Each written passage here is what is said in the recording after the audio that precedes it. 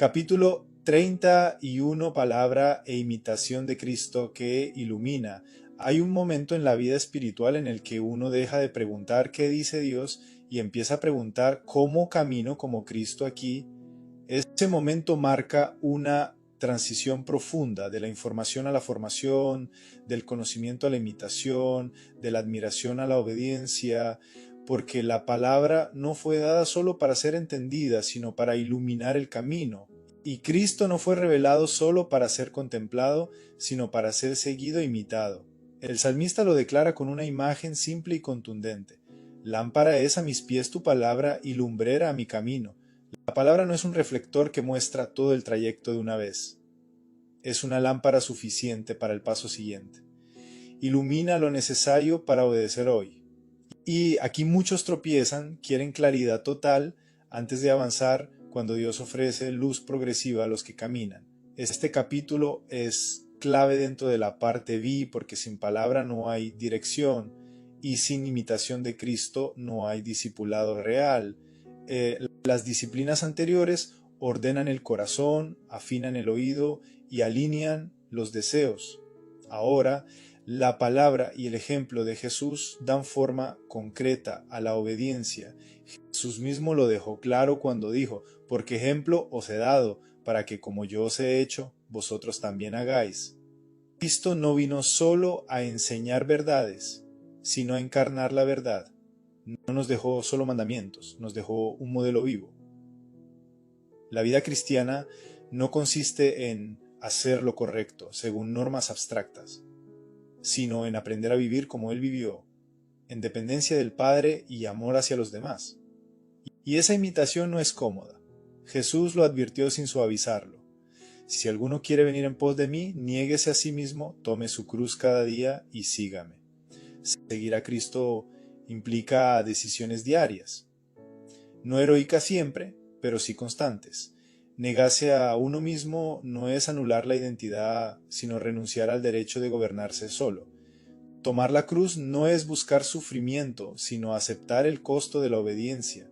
Seguirle no es admirarlo a distancia, sino caminar tras sus pasos. Por eso, este capítulo no trata de leer más Biblia, sino de leerla de una manera que transforme. Muchos leen la palabra como información espiritual. Pocos permiten que la palabra los lea, los confronte y los reordene. Aquí entra la primera herramienta de este capítulo, la lectura bíblica inductiva. No como método académico, sino como disciplina formativa. La lectura inductiva se acerca al texto con 3 movimientos sencillos. Observar qué dice realmente el texto sin añadir ni suavizar. Interpretar qué revela sobre Dios, el ser humano y la voluntad de Dios. Aplicar qué me pido obedecer hoy. Esta última parte es clave. La palabra no busca solo comprensión, busca respuesta. Cada encuentro con la escritura lleva implícita una invitación a obedecer, cambiar o confiar. La segunda herramienta es una pregunta guía que convierte la palabra en camino. ¿Cómo obedecería a Cristo aquí?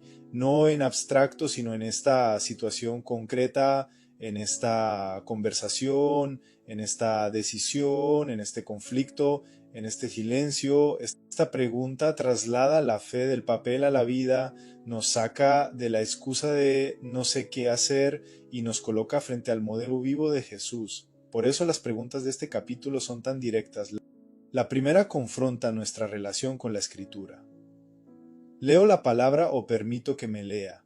Porque leer sin rendir es acumular información. Permitir que la palabra nos lea implica dejarnos confrontar, corregir y formar. La Escritura no es solo espejo que muestra, es luz que dirige. La segunda pregunta revela el tipo de discipulado que vivimos. ¿Imito a Cristo o solo lo admiro? La admiración no transforma. El seguimiento sí, se puede saber mucho de Jesús y parecerse poco a Él. El discipulado verdadero no se mide por cuánto conocemos, sino por cuánto obedecemos. Este capítulo también exige cuidar 2 riesgos doctrinales importantes. El primero es el conocimiento sin obediencia. Mucha palabra, poca transformación. Escuchar, leer, estudiar, pero no practicar. Jesús fue claro. El que oye y no hace edifica sobre arena. El segundo riesgo es el moralismo sin gracia. intentar imitar a Cristo solo con esfuerzo humano sin dependencia del Espíritu.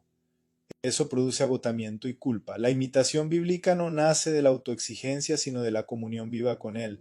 Seguimos a Cristo porque Él vive en nosotros, no para ganarnos su aprobación. Quiero hablar desde lo discipular y lo vivencial.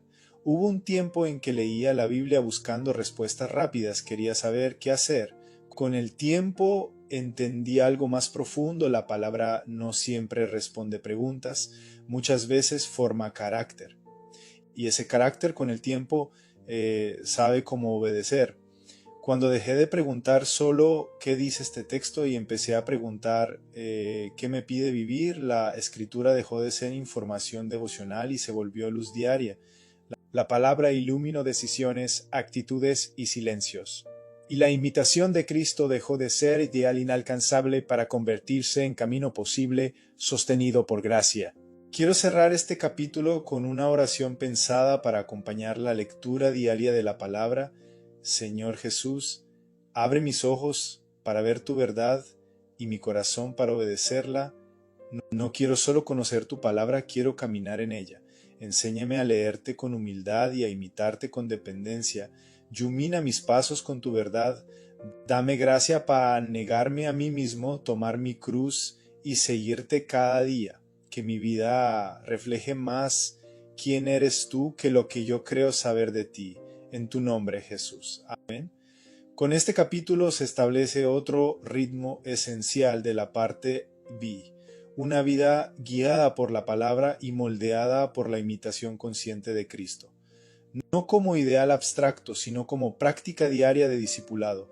Pero el discipulado nunca fue diseñado para vivirse en soledad. La fe que se forma en la intimidad necesita comunidad para sostenerse, corregirse y multiplicarse. Por eso, el siguiente paso del camino nos lleva a un espacio indispensable del diseño de Dios, la congregación y la comunión en el Espíritu Santo. Ahí continuamos.